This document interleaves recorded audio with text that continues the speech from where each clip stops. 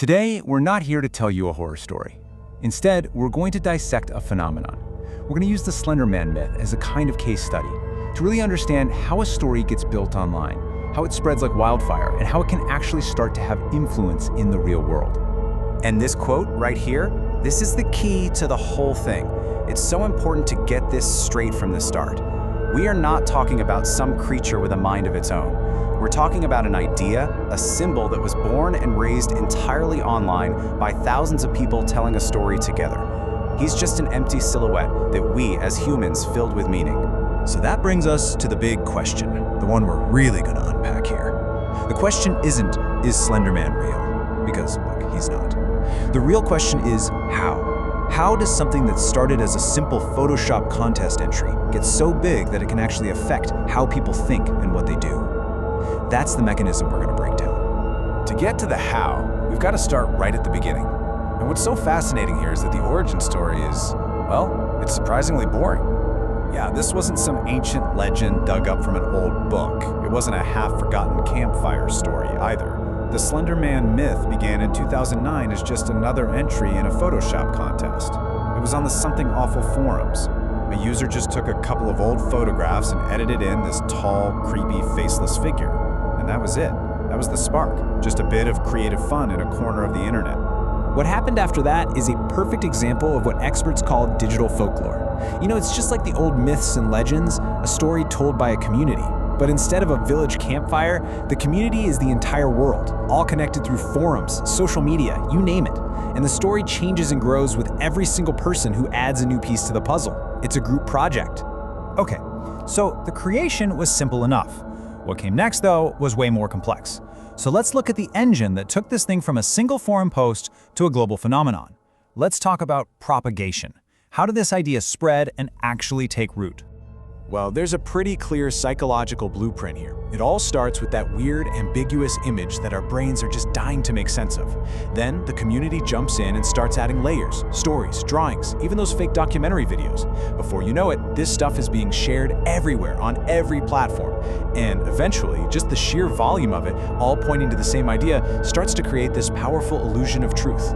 When you see something enough times, it just starts to feel real. This really shows you the disconnect. Over on the left, you have the myth, this thinking, acting creature. But the reality, on the right, is much simpler. It's just a narrative, a symbol.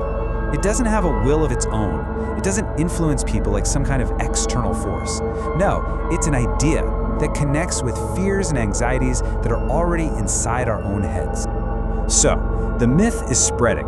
But for it to really harden into actual belief for some people, it needs a specific kind of environment.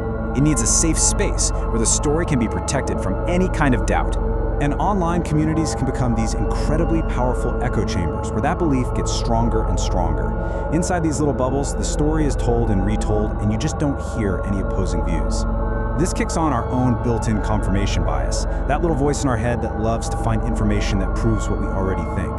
You mix that with social proof, you know, the whole, well, if this many people believe it, it must be true idea, and pretty soon the story is totally walled off from reality.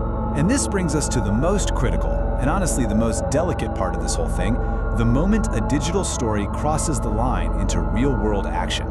It is absolutely essential that we look at this through a clear psychological lens. Let's be perfectly clear. The myth itself is passive. It's just a collection of pixels and data on a screen. It cannot make anyone do anything. Any real-world actions tied to this story are driven 100% by internal human factors, social pressures, and psychological conditions that exist completely separate from the narrative. Research on this usually points to three key areas. First, you have vulnerability. Things like social isolation or pre-existing psychological distress can make a person more susceptible to a really intense story. Second, in some situations, there might be a reduced ability for critical thinking, which makes it harder to draw a firm line between a complex fiction and reality. And finally, let's not underestimate the raw power of a good story to just fundamentally shape how we see the world. So when you strip away all the supernatural horror, what are you left with? You're left with a very modern cautionary tale. It's not a lesson about monsters in the forest. It's a lesson about the digital world that we all live in now. This quote from the source material just hits the nail on the head. It encapsulates the entire issue perfectly. The Slender Man myth was a piece of collaborative fiction, a creative exercise. Its power and its danger only appeared when that line between the digital playground and the real world got blurred for a very small, vulnerable number of people.